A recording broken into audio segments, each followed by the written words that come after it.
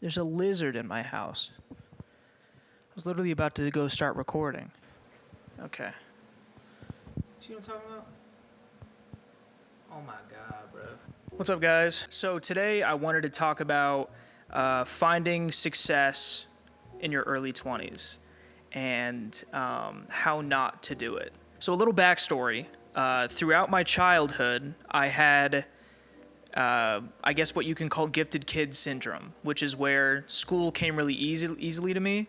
I didn't have to study ever until I started taking college courses in high school. I didn't have to try at all. So I pretty much coasted through life for the first 16, 17 years. Didn't really have to try all that much. And that's awesome for that time period. But then after that, you kind of expect everything to go as easily for you, and that is simply not the case. Once you hit the age where you start doing college classes in high school, like I did, that's when things become a little difficult. You have to study here and there. I actually had to read, which was crazy. I couldn't just know the knowledge. School was really easy for me, and that does not mean that life has been easy for me. And that's not to say at all that I have had an easy life per se. You know, I've had my own struggles that I've gone through in childhood as well as adulthood, but it's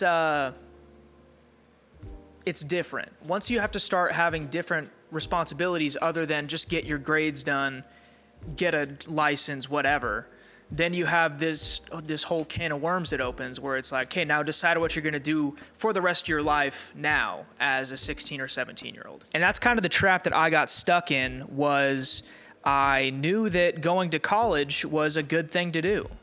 So I was like, cool, I'll just go to college. And that's not a decision you should make like that. Going to college should be a stepping stone to help you get to whatever job you really want to do. I went to school, I was going to go to throughout college to be a mechanical and an electrical engineer. I was going to dual major, and the only reason I did that is because I was good at math in school and I knew it would make a lot of money. Those are the only reasons I wanted to go to college, was to make money down the road. Now you may be thinking, isn't that why everyone goes to college? And that may be true, but it wasn't a good enough motivator for me to go to college. After high school, I went to an out-of-state private college, so I had to get private student loans. I couldn't get federal for the college that I was going to go to.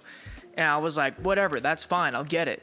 $20,000 for the first year. I had some scholarships, I had some grants, I had some money shaved off the top. But then you have to get up at for your 7 a.m. classes, and you have to get yourself there. There's no, your parents aren't there to say go to school.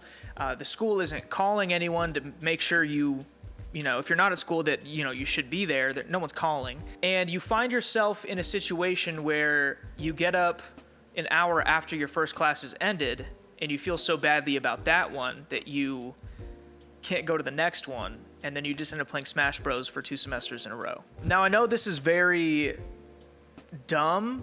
The decisions I made during that time were pretty dumb. I'm aware of that. I'm feeling the effects now, because now I have this $20,000 weight attached to me at all times with a high interest rate, because they are private student loans, not federal. So no forgiveness and high interest rates go hand in hand with that. So the decision I made is a pretty hefty financial decision, and I didn't think of it like that at the time. All I knew was that people told me throughout growing up, like, hey, going to college is a good thing. Going to college seemed like the next logical step for someone who school came to so easily. But college is not the same as the rest of school. You have to get your own butt in gear. You have to go to the classes, you have to motivate yourself, you have to study, because things get a lot more difficult. Now, whether that was me not knowing and being ignorant, or if that was me actively avoiding preparing for that, I don't really know at this point. I just know that it didn't work for me. I shouldn't have went, basically. Now, again, the title of the video, How to Be Successful in Your 20s, or whatever this video is going to be called. Essentially it's like how to find success in your early 20s, or how to live in your early 20s, right? What I'm saying is college doesn't have to be a factor in that. And that's an expensive lesson I had to learn, a $20,000 lesson I had to learn. Now, past that, I have since, because that was a while ago. Then I moved to a different city in the same state, where I then became a technician. And this was 3 years ago. Now, this job that I took is a great career if you are willing to do it for an extended amount of time. I signed a 3-year contract to learn this trade and to make it my career for the foreseeable future. It's a good moneymaker. It's a good career. It really is. It can get you far. The hard point I'm trying to make here is that no one knows what the hell they're doing in their 20s. I know for sure I don't have any idea, and every other 20-year-old I know has no idea, except for, there's the one or two that are like, they haven't figured out. And those, happy for those people. The rest of us don't know our left from our right most days. And that's okay. From someone who has been in their 20s, however long I've been in my 20s, I've made a lot of mistakes in that time. And that is okay, I think. It's still kind of a foreign concept to me, but it's okay to make some mistakes.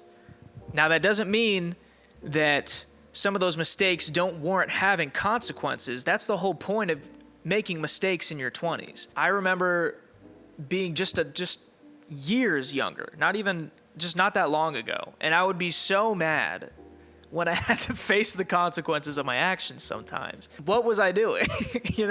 You have to face the music every now and then. Otherwise, you're not going to develop. You're not going to learn from anything if all you do is every time something comes up, you fall to the ground. And that's what I did for so many years. You fall in the fetal position. You don't let anyone touch you. You don't let anyone get near you.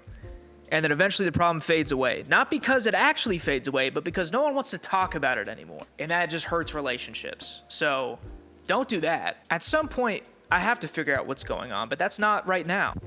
I've been trying to do this YouTube thing for however many years. I don't know when my first upload was. I'm going to guess 8 years. Now, I've uploaded very sparsely in that time, but man, I gotta find a way to make money off of this. It's simply too good. All I'm saying is it sucks to go to work and hate your life every day. Makes you think, man. Yeah, so how to find success in your 20s? Fail continuously. People say it all the time. I'm reiterating. If we don't relearn stuff, we forget. So it's okay to fail. It's okay to fail. It's okay to fail. Yeah, basically just do what you want to do. Keep doing what you want to do. And eventually it'll work out. I promise. It may not work out the way you think it's going to or the way you want it to, but eventually things will change from how they are now. Whether that's good or bad for you, they will change. And you don't have to be prepared for it, but you at least have to know what's going to happen. So go out there, do what you want to do, be who you want to be, and let's get this money, man. Love you guys. Bye.